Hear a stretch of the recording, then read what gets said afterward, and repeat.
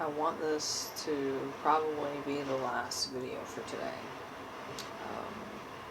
Like, I know I probably don't have much space left on this phone either, but, you know, it's getting annoying having to stop and start, and then, you know, the act of stopping a video that's also interrupting, you know, whatever the fuck I was in the middle of talking about, which I find annoying. Let's see, what was I going to say? Oh, I was going to say that this is what I have in my hand right now, and I have to hold it because otherwise the straw is going to fall.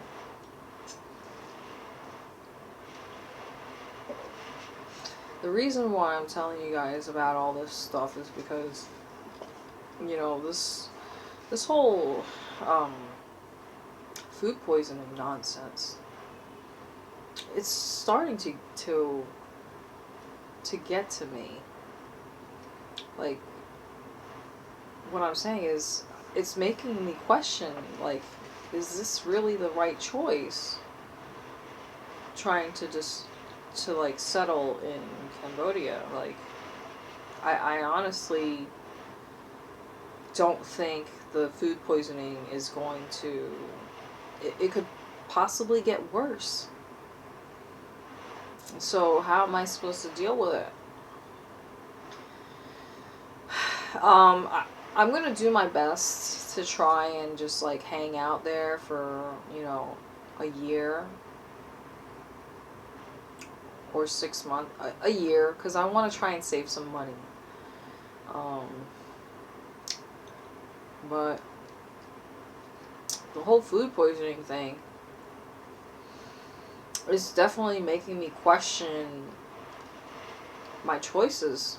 Because, like, I was aware of it, the whole food poisoning thing, prior to coming out here.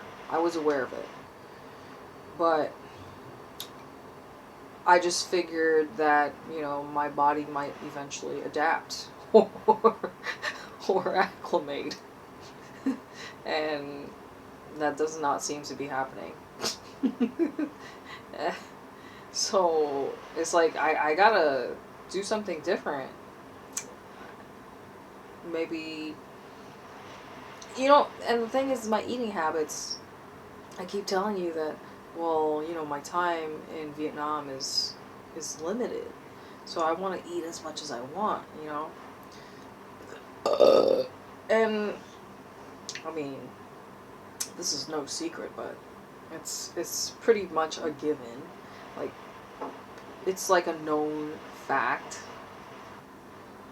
that the food in Cambodia does not compare to Vietnam. Vietnam wins. Like, if you ask anybody who's traveled to both countries, they're always going to tell you that the food in Vietnam tastes better. Hands down. So, I think maybe when I get to Cambodia, maybe I'm just going to, like, probably try to do the fasting or commit to doing the cold pressed juice. But even that will, you know, because detoxing is gonna contribute to the frequent trips to the bathroom. So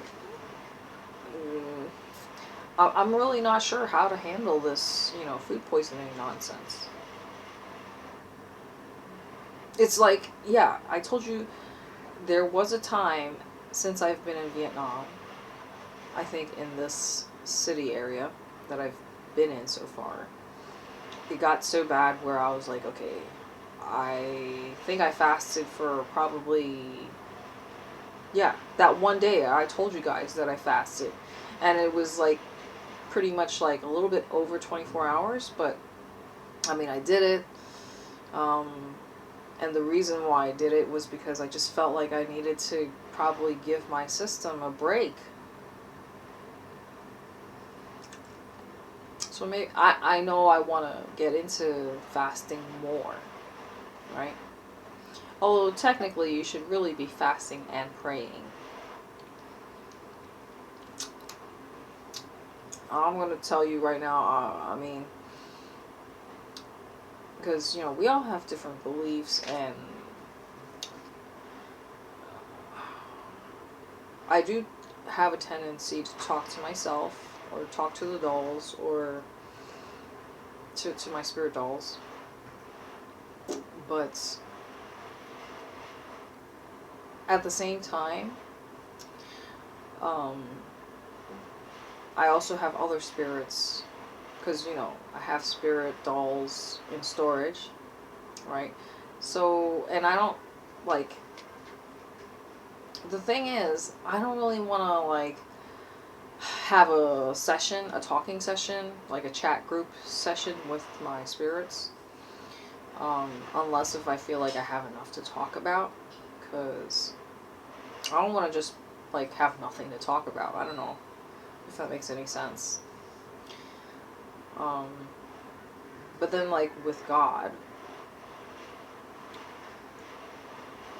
I know I should probably pray more, but I don't, because I just kind of assume that God is, listening all the time, right? So oftentimes, if I'm, like, stating something out loud to the universe, I'm just, like, including everybody into the group chat, if this is making any sense.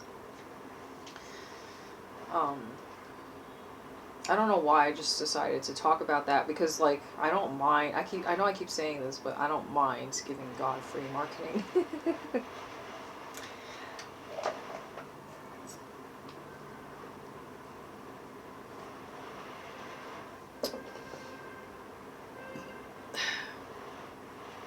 I told you guys I've been watching a lot of the animal communicator content lately, or just binge watching. And if you know what I'm talking about, then it's easier for you to understand. And this is coming from somebody who's, like, I try and, like, be a little bit open-minded when it comes to stuff like this. Like, I've watched plenty of NDEs type of stuff. So the things that I've been learning from this animal communicator these ladies, is basically just kind of confirms what I felt. Or, because I told you guys about my belief that, life is just about transitioning, when you die, it's just like you're just transitioning, because when we come into this realm, you're just occupying your meat suits. Your body is your vessel for a moment in time, right? So the things that I've learned from watching the animal communicator stuff basically confirms it. But I guess cats are definitely way smarter than I thought, because I knew that they were smart, but I mean, the fact that she said that some cats are basically like scholars, the keepers of the universe, like the keepers of the secrets of the universe,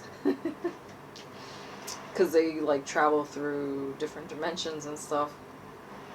Now that was a little bit out there, but basically you've got cats. They're definitely at the top, right, intelligence wise. And then you have dogs, below them. That is the hierarchy.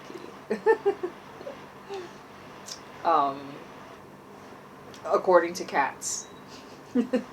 But, the whole time that I was watching the animal communicator stuff, I was just thinking about, how I had a friend where she had scheduled for her cat to have his, balls chopped off. I hope I don't have this shit censored because of stupid fucking YouTube. But, I was like, I'm telling you, I think he knows, like, what is in store for him, and that's the reason why he keeps disappearing, like, conveniently disappearing whenever it's time for us to take him to the vet. because it happens 2 times. And I was like, I'm telling you, he knows what's about to happen. That's the reason why he keeps going missing. So now I definitely know for sure that he way knew beyond, like, because animals are telepathic. Yeah, so they know way more than you think.